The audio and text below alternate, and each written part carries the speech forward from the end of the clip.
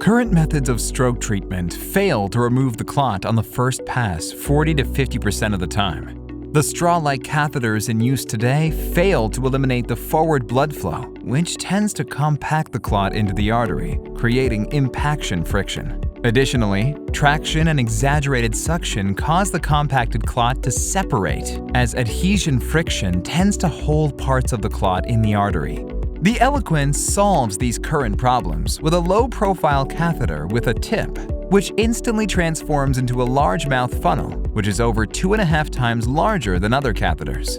Patented Safe Seal technology isolates the clot from effects of forward blood flow, eliminating the impaction friction on the clot. The funnel also diminishes the ingestion friction over standard catheters. This makes it possible to loosen, liquefy, and mobilize the clot by micro-oscillations that overcome the adhesion friction dilemma of other systems. The combination of these novel features will enhance the complete removal of the clot through the Eloquence on the first pass. After removal, passive flow reversal in the middle cerebral artery will remove any microfragments that may remain. Eloquence overcomes the causes of first-pass failure. The results? First-pass success.